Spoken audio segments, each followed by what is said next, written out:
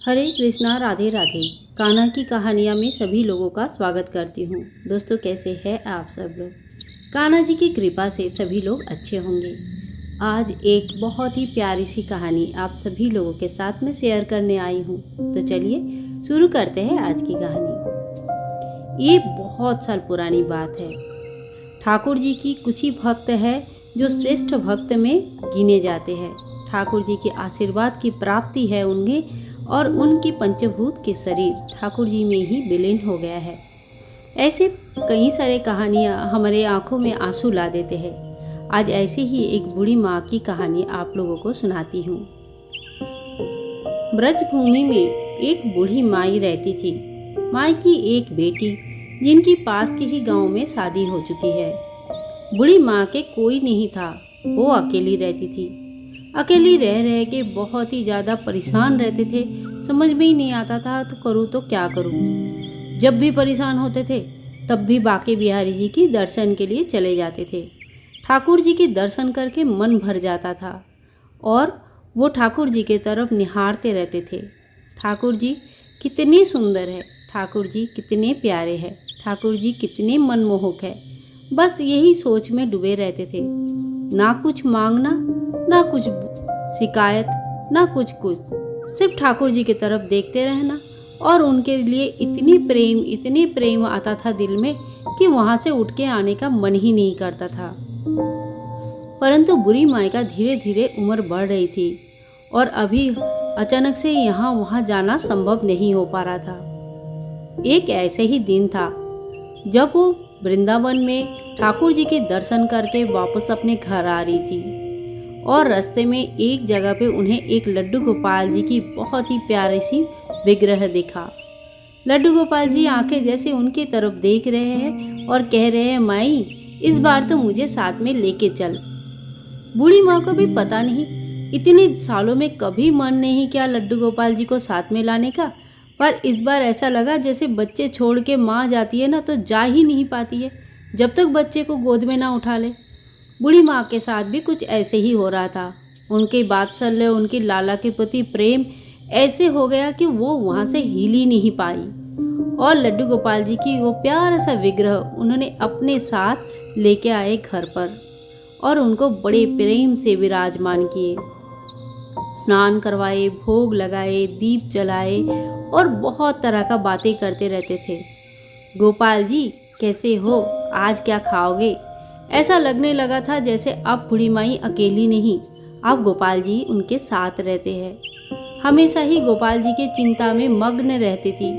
ना कोई चिंता दिल में आता था और ना ही कोई चिंता करने की इच्छा भी होती थी। बस गोपाल जी की प्रेम ही था जो पूरे दिल में भरा था। एक दिन क्या हुआ, बूढ़ी माई को बड़ी हिचकी आने लगी। इतनी हिचकी आई, पानी पिया खत्म नहीं हुआ, बहुत परेशान हो गई। सो भी नहीं पा रही थी, उठ भी नहीं पा रही थी, अब क्या करे। फिर उनको ऐसे लगने लगा, क्या ऐसा तो नहीं कि कान्हा मुझे याद कर रहे हैं? चलो मैं देख के आती हूँ कान्हा सो रहा है कि नहीं। बूढ़ी माई अपने बिस्तर से उठ के कान्हा जी के बेड तक आए और देखा कान्हा जी तो मस्त सो रहे थे। उन्होंने कान्हा जी को बोला, कान्हा लाला तू मुझे याद कर रहा था क्या? कितना हिचकी आ रहा था मुझे। ऐसे बात करते करते बोला कि तुझे नींद नहीं आ रही है क्या? चल हम लोग ना राधे राधे जपते हैं। फिर दोनों मिलके राधे राधे जपने लगे। इतनी सुंदर भव्य राधे राधे जप रहे थे कि थोड़े देर बाद वहाँ पे उनकी बेटी आती है। बेटी को देख के बड़े खुश होते हैं, बोलते बेटा तू आ गई, आजा आजा। पता है आज क्या हुआ? आज तो इतनी हिचकी आई मुझे, इतनी हिचकी आई। बाद में जब मैंने कान्हा जी के पास आई, उनके साथ बैठे राधे राधे जपे, तब जाके हिचकी बंद हुई।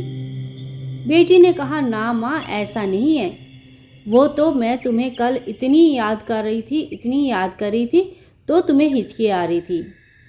सही में कोई भी अपना जब अपनों के बारे में बहुत ज़्यादा सच्चे मन से याद करते हैं ना, तब उनको हिचकी आती है और यह सच बात है।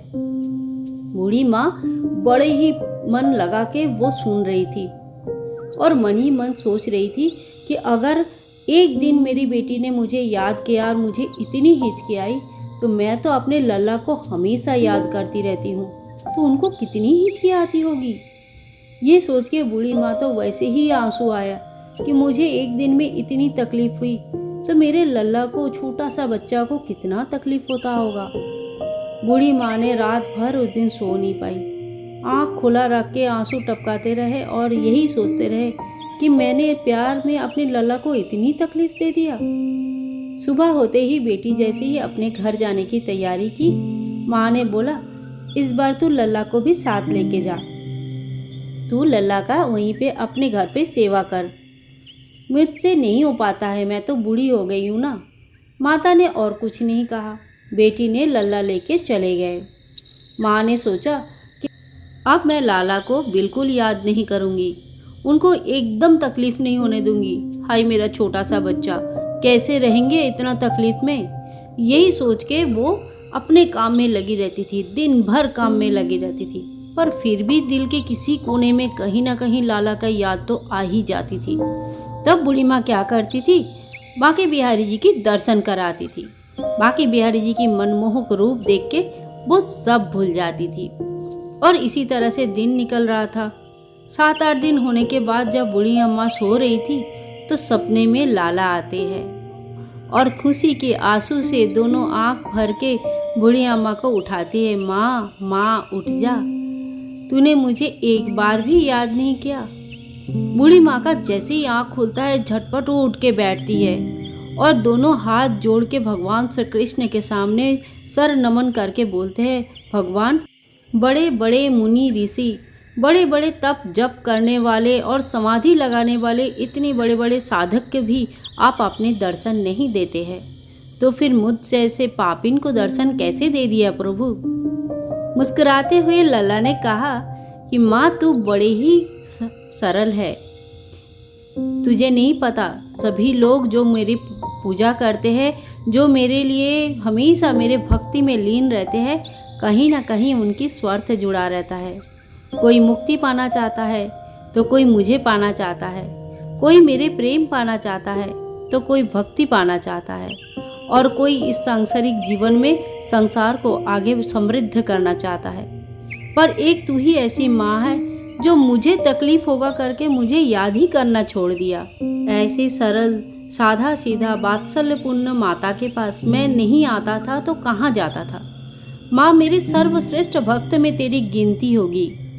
और कहा जाता है उसी दिन आंसू में डूबे उस बूढ़ी अम्मा ने अपने पंचभूत के शरीर को त्याग करके उनकी आत्मा हमेशा के लिए कान्हा जी के साथ विलीन हो गए।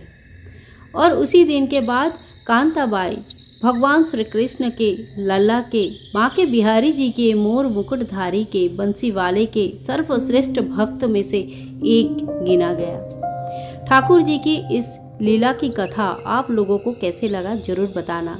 ज़्यादा से ज़्यादा शेयर करना और कहीं पे भी आपके दिल को थोड़ा से भी छू गया है तो एक लाइक जरूर कर देना। मिलते हैं नेक्स्ट वीडियो में लाला का एक और नया लीला लेके।